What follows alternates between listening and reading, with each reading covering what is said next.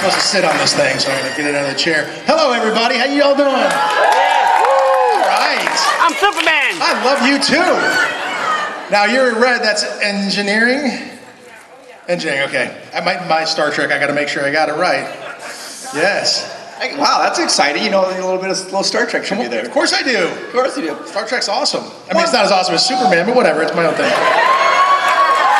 One more time, guys. A huge round of applause for Dean Cain, guys. We're so excited to have him here.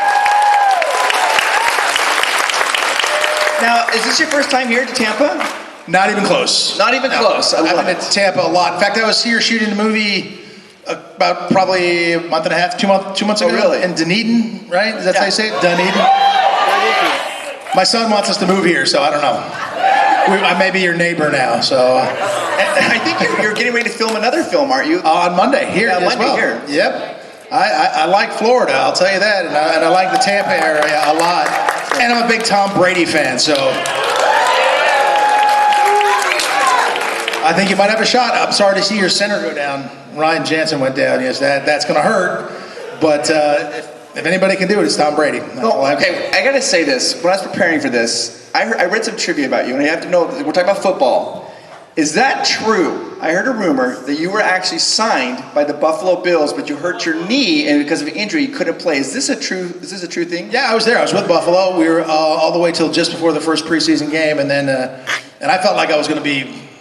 I felt like I belonged on that squad and had a real good spot for me. And then I got injured just before the first preseason game, and that was it. But I was a rookie with Thurman Thomas, for those of you who remember those days. Thurman's now in the Hall of Fame, as is Jim Kelly, as is Andre Reed and Bruce Smith and all these other players.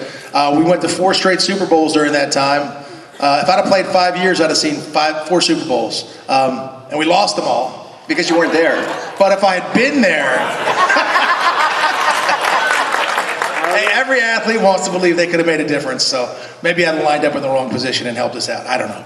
But seriously, your life has taken a different path, but it's been a wonderful path, and we're so excited to have you here at the Tampa Bay Comic Convention. Well, I'm happy to be here. Thank you all for being here.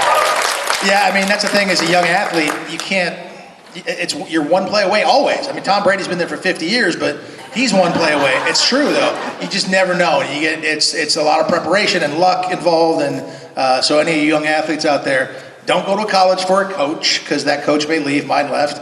And don't pin all your hopes on your athleticism, because that goes too. Never know. You can get hurt in a heartbeat. Yeah. So. All right. Well, we have some people here who'd like to ask some questions. You mind if we get into the question? Absolutely. All Hello, right. young lady. You're brave to be up there first too. I appreciate that. Hi. My name is Bree, and Hello, I have Bree. to say, you played an amazing hero with Superman.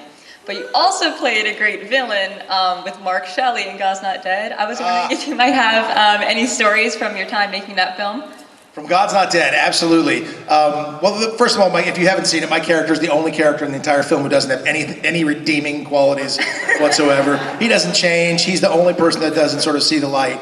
But what's funny is that film it was a small film, just like little tiny little film, and it just took off and did really well. I think part of it was because it wasn't preachy and proselytizing to everybody. It was just dealing with the subject of God in sort of a very matter-of-fact way, and I think that's effective. My son, he was at a Christian high school at the time, and the whole school went and watched it, and I knew a lot of the kids because I was there all the time, and they're watching the movie, and my character, his girlfriend says I have cancer, and he's like, well, you're out. I didn't sign up for that, and he's just doing all kinds of awful things, and one of the guys turns to my son, and he goes, dude, your dad's a jerk. That means I did my job. But it was great fun. Kevin Sorbo, obviously, is a good friend of mine. And he and I were the last 2 actors down for Superman, by the way. He's blonde hair. He's Hercules. But he's a great friend. Actually, I'm working with him on Monday as well out here. But I love doing that film, and I'm just so happy to see something like that do so well. That's awesome. Thank you so much. Thank you, Bree. Thank you for the question. You guys couldn't see it, but Bree's face when she was asking the question, just pure smiles and happiness. That's how we all feel having you here. Thank you, Chris. Yes. You were great in Gutfeld the other night. Gutfeld was a lot of fun. Thank you. It looks That's like a lot of fun. But of course, I'm a little biased towards the character of Superman being named Clark. Since you are named Clark, yes, exactly. But were you ever a fan of the character before you were cast as Superman? Absolutely. I loved the character of Superman. I mean, my first experience with Superman was like Super Friends, the cartoon. Yeah. And exactly. I know who's my age. But it's my brother and I would watch it together. He's 2 years older than me, so he got to pick whichever character he wanted, and he picked Aquaman. I was like, it wasn't the cool Jason Momoa Aquaman by a long shot, if you follow Super Friends. So I was like, all right, you can have him. I'll be Superman, and that's how it went. That was my first sort of experience. But I always loved the character of Superman. Never in my wildest dreams did I think I was ever going to have a chance to play the character. I never thought the character would be on television in real life, like in real live action. Even when they said to me, here's an audition, they want to see you for Superman. I'm like, for Superman? What, they're doing the television show Superman? I'm like, that's going to suck. Well, because you didn't know how they could do it, didn't know if they could pull it off. It was at a time when every other show wasn't a superhero show. Now there's 500 superhero shows. So at that time, it was a real concern about will they be able to do it? And then I read the script, and I realized what it was, that Clark is the character, Superman is the disguise, and it's a romantic comedy, and I was like, you know what, this is good, and I want to be a part of this. And 700 auditions later, I got it. And I'm sure working with Terry Hatcher wasn't too bad. Terry Hatcher, she was real and spectacular. If any of you get that reference, exactly. Auditioning for that, I was cast first. We went to Network. It was myself and Kevin as Superman. There was a couple Jimmy Olsens. There was like 3 or 4 Lois Lanes. And among those Lois Lanes in Network was Terry Hatcher. And I auditioned with all the other Lois Lanes, but not her. I didn't have the choice. They just told me what to do and how to do it. And then, so I was cast on a Thursday, and then that Monday I had to go back in and read with 10 different Lois Lanes. And Terry was among them. And the scene was that Lois was inebriated and had just got broken up with her boyfriend and came over to bed Clark. Yes, you, Clark. And Clark, of course, has that desire because he loves her to death, but also couldn't do it because she's inebriated and would never do it. So that's the scene. She bursts in the door, kisses him on the lips, and tries to seduce him. I did this 10 times in a row. What an audition process. But the last one to come in was Terry, and they said beforehand, they go, would you go run lines with Terry? She wants to run lines with, and I said, sure. She's the only person who wanted to run lines too. I was like, okay, went out there, and I saw her in the little room, whatever, and her first words to me, the only words she said then was, "You don't like me, do you?" And I was like, what? And that literally, she knocked me on my tail right there, because I'd never spoken to her. And I'm like, she goes, "You didn't talk to me at Network." I'm like, "You didn't talk to me at Network." I didn't talk to anybody. I was terrified. And then we did the audition, and she was the best actress. On the side, she was the best kisser too, just between you and I, Clark. But the way she set me off on that first thing, "You didn't like me, you don't like me very much, do you?" was basically the relationship between Lois and Clark. It was always that, where she drives everything, and she really drove the series. So, best Lois Lane ever. Yeah. Thank you. Thanks, Clark. The thing about it, because I grew up, I loved Superman, the comics, growing up. And when Lois and Clark came on, it made it so widespread. My mom watched the show, and she loved the show. And it made it so it was accessible to everybody. And that was some great writing, great acting on your guys' parts. Thank you. Your mom wasn't reading the comics? She didn't really read the comics. Well, I wasn't a comic book fan. I was aware of the comics, but I wasn't a comic book fan. So there are people who, when I started playing the character, knew 10 times more about the character than I ever did. And there still are. As much as I played the character for so long, there's so many iterations in different worlds. That's all confusing to me. We were working with DC at that time. Yeah. They were there all the time, and that was very comfortable. And so I know that version of Clark and Superman, but I don't know World 9 and this stuff and Red Earth or whatever. I don't know all those other things. Yeah. But I'd like to check some of them out, that's for sure. Awesome. Excellent. Hello, Mr. Cain. I want to thank you first for being here. We all enjoy getting to see you and talk to you and hear from you. Well, first, your name. What's your name? Oh, my name is David. David. And I like your phone case, David. Oh, thank you. It's got Superman on it, yes. My question is, at the time that you played Superman, of course, like you said, there was very few at that time who had played Superman live action in movies and television. There's been a few since then. When you then appeared on Smallville, that was the first instance I can think of where they actually started pairing actors in scenes together. Tom Welling got to play with Christopher Reeve, and he also got to play with you, and you got to play with him again, being one of the few who not only played Clark Kent Superman, but played against another actor playing Clark Kent Superman. So that's my long way of getting around to what was it like? What do you remember that experience appearing on Smallville, and also in terms of the other actors who have played Superman? Have you had the opportunity to get to know any of them personally beyond just maybe passing each other in an airport or a convention? Passing Superman in the airport is always a weird thing. Yeah, so when I did Smallville, I think it was season 7 or something like that. They had been going forever. They had it down to a science, man. It was a well-oiled machine. It was great fun. The fact that Christopher Reeve had already done the show meant that, you know, everybody behind, all the rest of us who followed would follow suit. I mean, he was the guy. He was my Superman. And, you know, I argue that what happened to him was, yes, it was tragic, but it also showed the strength of the man in the most unbelievably strong way. So he was a hero of mine. When he did it, of course I was going to go out there and do it. It was great fun. I enjoyed it. Tom Welling is a big country boy. He's a big guy, you know, and it was fun. But he was Clark. You know, he didn't run around the suit ever. So it was Clark versus Clark, if you will. And I enjoyed it very much. But we were doing a scene we were rehearsing for a scene where he has to do a bunch of super speeding stuff, and the rest of us have to move slowly. I'm used to being the guy doing that, so it was weird not being the guy. But he was going like, I was like, Tom, we don't do sound effects, man. Come on. But he was great, and the whole show was great. So many of us went and appeared on Smallville, and then I was able to go again and play, you know, Supergirl's dad, and that stuff was great. So that was wonderful. I've met a number. I didn't get to ever meet Christopher Reeve, and I'm sorry I never had that opportunity. I wish I had taken and made that an objective from the get-go. I wish I had, because I really respect the man. So I regret not having met him, but I've met Brandon Routh. I played basketball. Brandon's a good buddy, great guy. Didn't love that Superman so much because I'm a single father. I didn't like someone else raising Superman's son, because I could never let that happen in my own life. But Brandon's a great guy and did a great job, and certainly looked a lot like Christopher Reeve in that iteration of Superman. And I met Henry Cavill, really nice guy.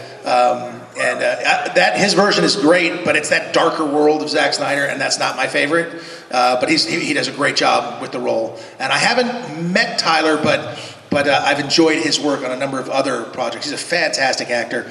My only concern with Tyler playing Superman is that he's so hairy, he probably has to shave the top part of his chest.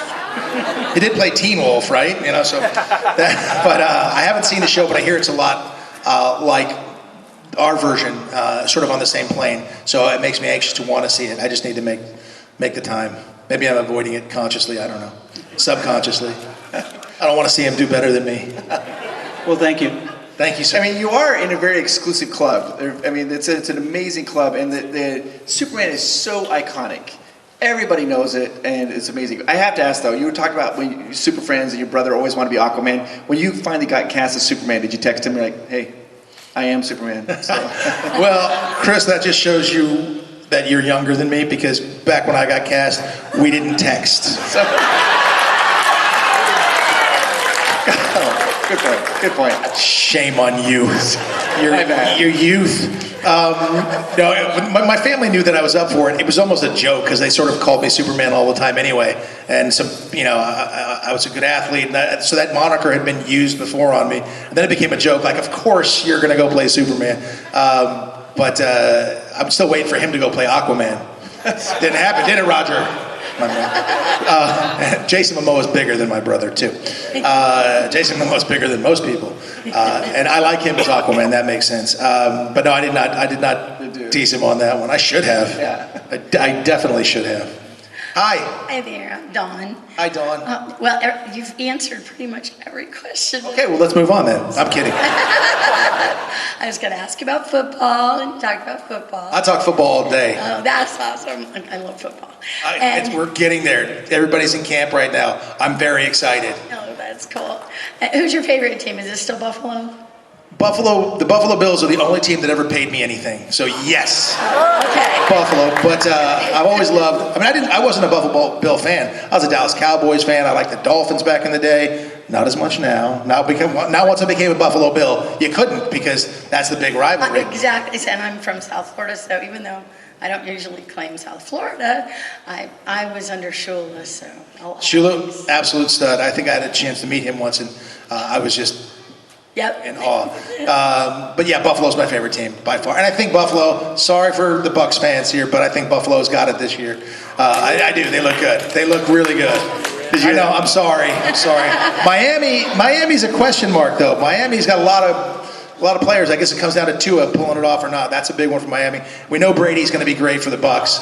But losing Ryan Jensen and the 2 interior linemen, your 2 guards from last year, that's a big part of the Tom Brady system is those 3 front linemen let him step up in the pocket. I'm not going to get too technical, but that could be a problem. Well, I was going to say that to me, you are the quintessential Superman. Dawn, thank you. And your absence in the last multiverse thing was sorely missed. Good. They didn't. There was talks about like what scheduling and blah blah blah, but I don't really believe they ever intended on bringing me in. To be honest, I really don't think so because they checked a couple schedule things and this and that, and I wasn't available for some of them, but I don't think my understanding is they sort of shot them in different places and times and things, so they could have done it had they wanted to. I don't think the desire was there, Dawn. Well, it was for us. Yes. Well, thank you. Thank you so much. Thank you very much. Do you keep up with, I know a lot of them have sadly passed, but do you keep up with any of the cast? Sure, I see Terry now and again. We've done a couple Comic-Cons together. One in New York. We did one in Liverpool, England, of all places, and then one a long thing in Australia where we were a couple different cities. We were a couple weeks we were there. So I keep up with her all the time, and if I see anybody, if I have a chance to cross paths with any of them, it would just be like a family reunion, It'd be wonderful. It was a wonderful time. I see a lot of the crew on different projects that I do, but you spend so much time every day for 4 years, virtually all day every day. It was 18 hours a day. It was a regular day. Leave home 18 hours later. Some days we would film for 22 hours. It's extremely difficult schedule, but you bond. Well, I watched it with my older kids, and then I had a younger set too. So I'm watching it with my younger set now. I love that. Well, it's great because it's a family show, and you can sit there as a family and watch and enjoy it. You're not going Thank you so to get much. anything too crazy. Thank you, Dawn. Thank you for the questions. I just had to point this out. There's a gentleman there in a yellow shirt. Is that a Green Bay Packers Superman shirt? A Green Bay Packers Super. Well, that's Aaron Rodgers, is it You not? gotta stand up so I can see It's that. got to be Aaron Rodgers. Yes. I hate the Packers. I love to hate them. They're so good. I also like the Dallas Cowboys, which is why I hate Green Bay, because it seems like Green Bay just knocks them out every year. Dallas is up by a touchdown, 2 touchdowns with 3 minutes left, and Aaron Rodgers somehow throws 2 Hail Marys and it's over. Yeah. Damn you. Go ahead. I'm Matt. I've been a huge fan of yours since back in the day. Thank you, man. By the way, is that Iron Man going on there? That's Yeah. dope. It is. That's nice. I like that, Matt. I used to watch you every week. Made sure that I tuned in for Lois and Clark. It was one of my favorites. One of the things that got me started with loving comic books and stuff. So Thank you for that. my question is if you had the chance to play a different superhero character outside of DC Universe, what would you play? Man, there's so many. I look at some of my favorite characters that are outside of DC. Deadpool's phenomenal. But who's going to do better than Ryan Reynolds? I wouldn't want to try that. It'd be like me playing Green Lantern. Oh! Snap. Don't make the super suit green. That was a great comment from Deadpool. I love. That's one of my favorite. Robert Downey Jr. as Iron Man is amazing and iconic. I think Captain America. I certainly love the first Captain America so much because I'm a history guy. It was World War II. All that stuff was so cool, and this is what they did with him and all that big Americana stuff. I thought that was fantastic. But Chris does a great job playing him. Maybe he's a little bit too earnest. I said it. but I don't know. You know, I'd be open to anything. I never set my sights on anything in particular, and there's probably so many. I mean, there's so many different comic book properties out there. There's probably 35 that I'd love to play that I haven't read. Yeah. You know, if you have any suggestions, Matt, let me know, because I could definitely see you doing something in The Boys. in The Boys. Yeah, for Amazon. That's the show. That's the one that's on now. Yeah. I've heard about this, and I love the idea and the tone. So I'm gonna have to check that out then. Very I think we irreverent. pull off a couple characters through there. All right, good. Now I have to watch it. That's my homework. There you go. Thank you, Matt. very much. Appreciate it. Appreciate that, brother. Thank you. Definitely don't want to watch The Boys with your kids, that's for sure. My kid's 22. Oh, then you're good. He'll explain to me what some of the things mean. Probably. Hi, my name is David. David, pleasure, sir. Also, I think you would probably make a pretty good Nick Fury, you know, the original. There we go. There's somebody playing that right now, I guess, right? Just the one guy, you know, he's not iconic or anything. My question for you is you know, going into Lois and Clark, obviously I believe you're probably about the second live action Superman. So did you draw anything from Christopher Reeves? And if so, like, what did you feel like when it was stepping into his shoes as the next, I mean, essentially that's what you were doing, was stepping into his shoes as Superman. So how did that make you feel in that situation? I think it was like the fourth live action, to be honest. I think there was the 1948 serials, and there was George Reeves, then Christopher Reeve, then me. I believe I was number 4, but I'll take number 2. I'm too young for the other ones. So was I. It's like texting, you know. Texting. Boom. So I never felt like I was stepping into Christopher Reeve's shoes, because honest to goodness, when I played, so in our iteration of it, Clark was the character and Superman was the disguise. So when I played Superman, I kind of just played Christopher Reeve's version of Superman, or my version of his version, if you will, because that was his disguise. So I took my Superman from Christopher Reeve, and I really took the Clark Kent character from myself, but more of the George Reeves version. So the George Reeves version of Clark and the Christopher Reeve version of Superman was really what I did, and I would steal liberally from either one of them. But it was really well written, so I didn't have to. I mean, the character made a lot of sense to me. Deborah Joy Levine did a great job creating that character. Our director, who came in, because I was so young, I was 26 when I was cast, and our director who came in was fantastic. He was known as the pilot maker. If he did your pilot, you're going to have a successful series. Hill Street Blues and things like that. But I remember him really teaching me and honing the character, and I owe a huge debt of gratitude to him. And that's really where it came from. But I stole for a little bit from each one. That's the way I talk about it all the time. And I wouldn't want to play it any other way. I really loved the tone of Lois and Clark, and I loved what it was. And I'm forever grateful. Gotcha. And is there anything from Ripley's Believe It or Not that sticks out to you? Ripley's Believe It or Not was so much fun to do. So many things stick out to me, but because I'm a history guy, there's so many things that I liked. You know, the Ripley's Museum has all these incredible artifacts. Like when John Wilkes Booth assassinated President Lincoln, he did it with a Derringer. I didn't know that. And then he jumped from the box and he lands on the stage and he broke his leg and he dropped his backup Derringer, which I held in my hand. And it says J. Wilkes Booth on the handle there. I mean, they have something like that, you just go, oh my gosh. You know, that kind of stuff is incredible. That's really cool. Thank you. Yes, sir. Thank you.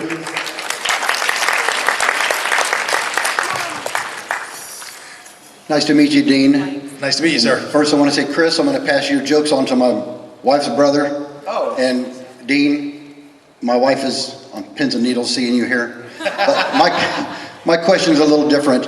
I've been a local metal worker for 40 years in Tampa, and with all this building up of superheroes and such, I rebranded my companies, and they're joining forces Oh, as yes. metal workers across the universe, and I have this idea of, instead of a reality show, of doing a comic book series to show people how to make a project from start to finish. How do I get started in something like that?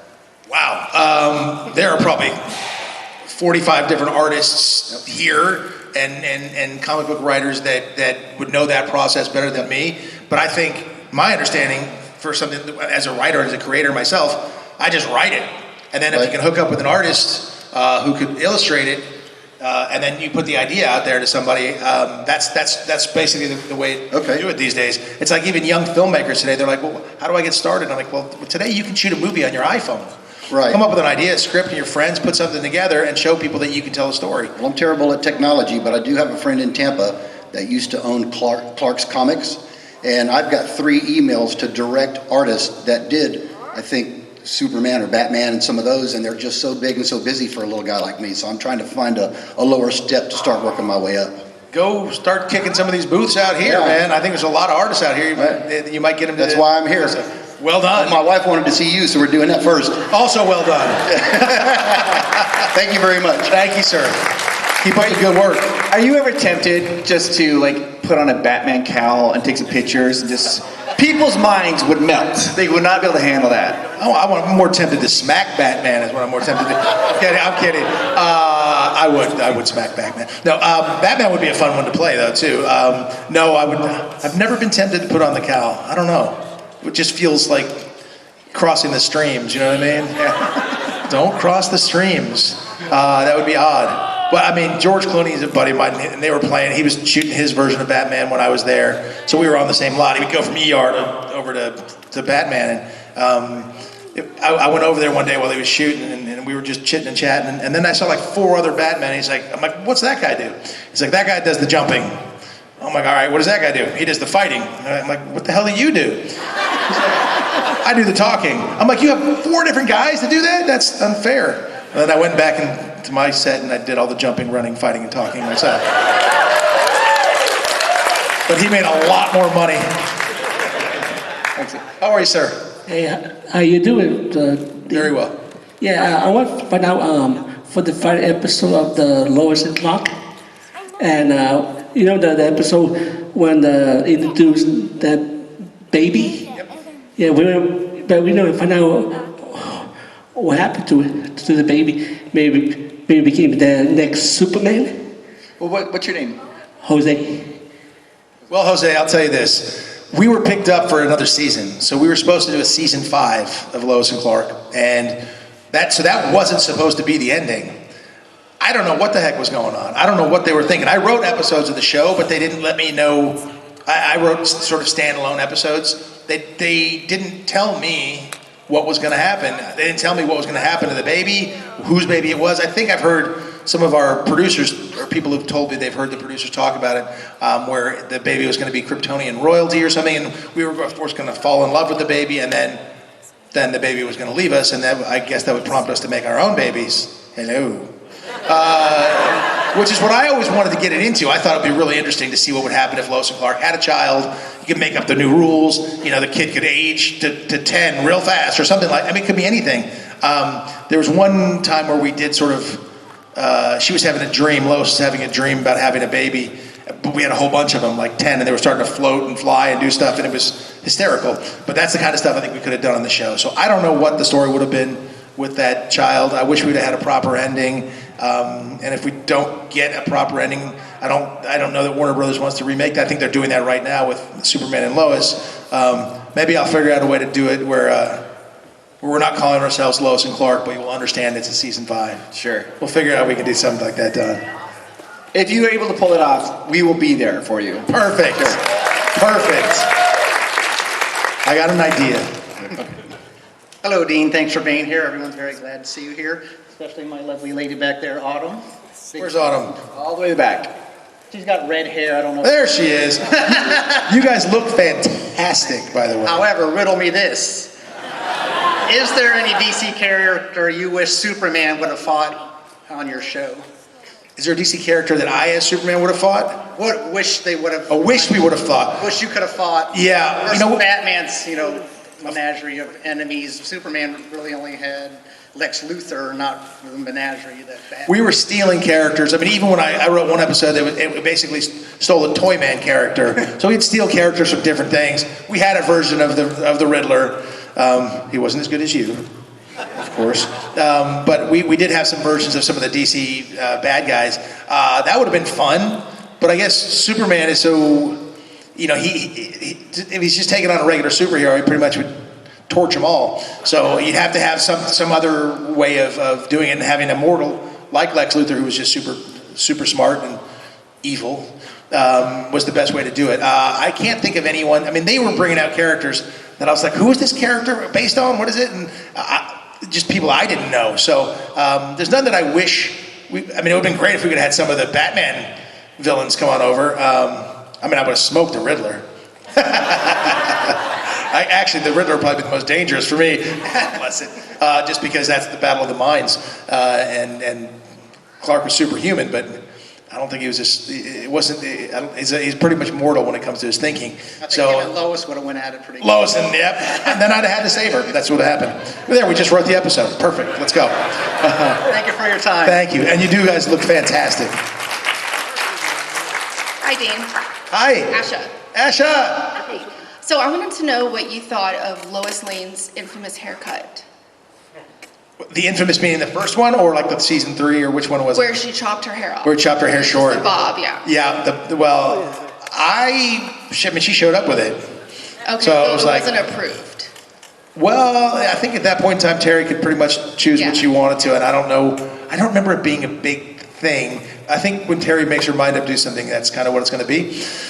Very much like Lois Lane. And so I think I just remember her showing up, and that's what it was. So I don't think it went through the channels, but I may be speaking out of turn here. I think she just was tired of having that hair and made a choice. Yeah. Yeah, when you're doing a show every day, all those hours, and the time and hair, maybe she wanted to cut the time down. I don't know. Thanks, Asha. Good to see you. This is our last. We have our last question right here. Oh, lucky me. All right. Wait. Yellow is. Come on. Command. Thank you, Captain Pike. Captain. Yes, Captain. Pike's Peak. So tomorrow's your birthday, right? Tomorrow, yes, I was. Yes, tomorrow is my birthday. Happy birthday. 36 years old. When texting started. So I just want to say that you were my favorite Superman. I think because we got to know Clark, and it was a series that we really got to know the person behind the disguise. But my question is, first of all, I want to say thank you for doing Broken Hearts Club. Thank you. One of my favorite movies of all time. And I want to know what it was like working with Zach Braff. Zach Braff is hysterical. So you know what's funny is Broken Hearts Club is Greg Berlanti's story. Greg Berlanti is the director and wrote the Broken Hearts Club, and it's sort of his story of coming out as gay in the late 90s in West Hollywood. Greg Berlanti is also the most prolific creator of television superhero shows in history. I mean, he's got The Flash, he's got Supergirl, he's got all those things. So Greg is phenomenal, but this was his first directorial debut, and he was nervous about it. They didn't want to cast me in the Broken Hearts Club. I had to fight to get in that movie, and my management was going, don't go play a gay character. Now you play Superman, he dresses like that, and you play a gay character.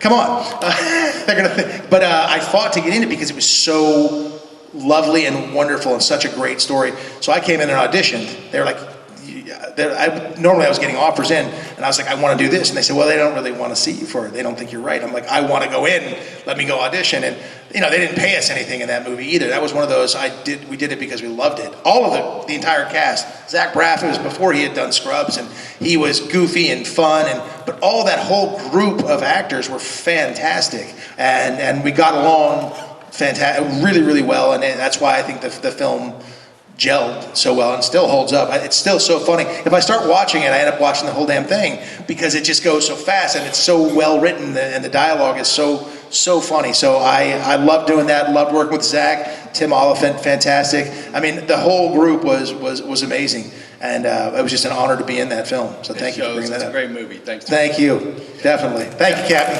Dean, there's a lot of people here who are attending their very first comic convention, so I want to explain to them.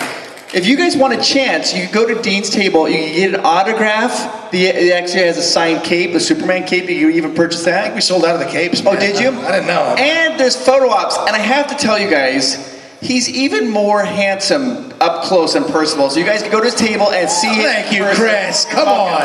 Give him a huge round of applause, everybody. Dean Cain. Hey, thank you all so much for being here. Thank you. Thank you very much.